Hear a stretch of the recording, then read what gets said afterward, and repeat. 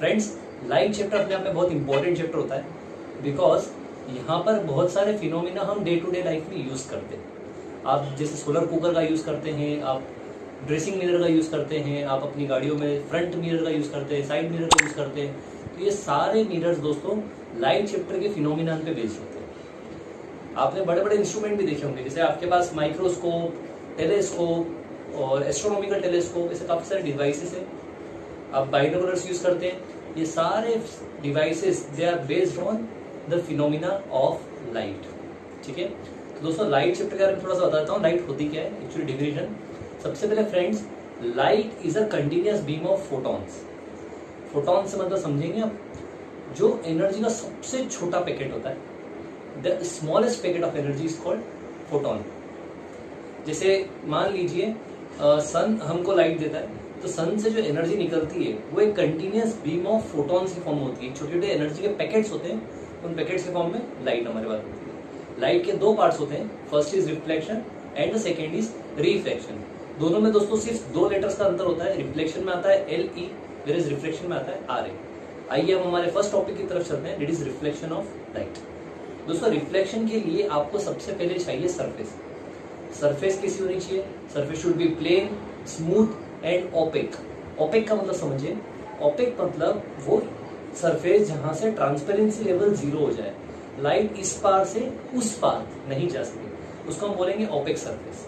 जिसमें एग्जांपल के लिए एक वॉल लेता हूँ, और वॉल पे हमने देखा एक इंसिडेंट रह गई, वो आफ्टर रिफ्लेक्शन उसका एक सेम डायरेक्शन में वापस से जा रही है वो। तो बीच में अगर नॉर्मल देखेंगे आप, तो दोस्तों नॉर्मल से जो दोनों रेस है आने की और जाने की, उन दोनों का एंगल हमेशा सेम होता है। तो यही हमको लेके चलती है लॉज ऑफ रिफ्लेक्शन की तरफ। Laws of reflection, laws of reflection वैसे स्टूडेंट्स क्लास 8th में आप लोगों ने पढ़ रखा होता है, क्योंकि 8th के ही कंटेंट को सुपरवाइज करके हम 10th में पढ़ते हैं। ठीक है, तो ये रिफ्लेक्शन के जो 2 लॉज होते हैं, that will be covered in our next topic. तो ध्यान से बने रहिएगा, सुनिएगा और इसको याद करने की कोशिश करिएगा ऑन द स्पॉट। तो ठीक है, मैं स्टार्ट करता हूँ फर्स्ट लॉ ऑफ रिफ्लेक्शन से, that is the incident ray, reflected ray and the normal. हाँ जी, आप देख सकते हो, the incident ray, reflected ray and the normal all lies in the same plane at the point of incidence. ठीक है, इसका मतलब समझते हैं। हमारे पास 3 रेज हुई, एक हुई इंसिडेंट रे, एक रिफ्लेक्टेड रे और एक normal.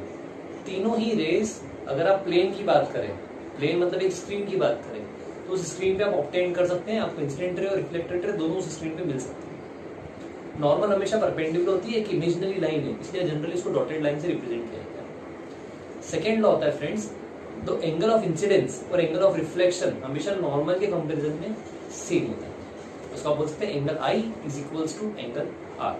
It is called angle of incidence is equals to angle of reflection. Moving to the next, we have nature of image, size of image, position of image. ये कुछ topics होते हैं जो हमको image के बारे में भी जानना जरूरी होता है, तभी हम उसके नेचर की बात कर पाएंगे। तो फ्रेंड्स, नेचर ऑफ इमेज में फर्स्ट लिया हमने रियल एंड वर्चुअल। तो what is real image and what is virtual image, let us discuss. Real image friends हमेशा हम स्क्रीन पर ऑब्टेन कर सकते हैं। रियल इमेज इज ऑलवेज, मतलब we can obtain that image on the screen. जैसे projector से निकलने वाली लाइट वो आप स्क्रीन पे ले सकते हैं, तो वो रियल है। वेयर वर्चुअल इमेज ऐसी इमेज होती है जिसको आप टच नहीं कर सकते हैं, जिसको आप स्क्रीन पे ऑब्टेन नहीं कर सकते हैं। फॉर एग्जांपल, आप मिरर के सामने खड़े, आपकी इमेज मिरर के पीछे बनी, you can not touch that image. ठीक है। Second is size of image. तो इमेज दोस्तों बड़ी बन सकती है ऑब्जेक्ट से, इट इज कॉल्ड एनलार्ज्ड, या छोटी बन सकती है, इट इज कॉल्ड डिमिनिश्ड। ठीक है। थर्ड होता है पोजीशन ऑफ इमेज। तो वो या तो इरेक्ट बनेगी या फिर इन्वर्टेड बनेगी। इरेक्ट मतलब सीधी, इन्वर्टेड मतलब नीचे की तरफ डाउनवर्ड डायरेक्शन में इमेज अगर बनती है, तो it is called inverted image. तो इस तरह से हमने देखा there are 3 nature of image, position of image and side of image are the 3 characteristics of the image on the basis of which you can answer the question. Generally question में exam में आएगा numerical, उसमें आपसे पूछेंगे आखिरी में कि what is the nature, size and position of the image. ठीक है फ्रेंड्स। तो ये रिफ्लेक्शन हम कुछ मिरर्स में देखते हैं, जैसे हमारे पास होता है प्लेन मिरर, हमारे पास होता है स्फेरिकल मिरर्स। तो अगले टॉपिक में हम ये पढ़ने वाले हैं कि प्लेन मिरर और स्फेरिकल मिरर्स में क्या डिफरेंस होता है और स्फेरिकल मिरर्स कैसे बनते हैं। ठीक है। चलिए प्लेन मिरर की बात करते हैं। प्लेन मिरर्स में फ्रेंड्स क्या होता है कि जैसे आप खड़े हुए हैं और आपके सामने एक प्लेन मिरर लगा हुआ है, तो जो आपकी इमेज है और जो मिरर की इमेज है दोनों आपस में लेटरली इन्वर्टेड होती है। That is the phenomena is called lateral inversion. और लेटरल इन्वर्जन का मतलब है कि if you raise your right hand और लेफ्ट हैंड, तो इमेज का जस्ट अपोजिट हैंड रेज होगा। उसको बोलते हैं लेटरल इन्वर्जन। मीन्स आपका लेफ्ट इमेज का राइट, आपका राइट इमेज का लेफ्ट। ठीक है, तो फ्रेंड्स ये तो हुआ lateral inversion in case of plane mirrors. Second चीज होती है प्लेन मिरर्स के अंदर, that is called magnification. Magnification plane mirrors का हमेशा 1 होता है। मैग्निफिकेशन 1 का मतलब ये हुआ कि एक्चुअली मैग्निफिकेशन क्या होता है, सबसे पहले हमको ये भी जानना जरूरी है ना। तो magnification is the ratio of height of image to the object. तो वो प्लेन मिरर्स में 1 होता है, मतलब जिस साइज का हमारा ऑब्जेक्ट होगा उसी साइज की हमारी उसकी इमेज बनेगी। ठीक है, तो ये हुआ प्लेन मिरर्स।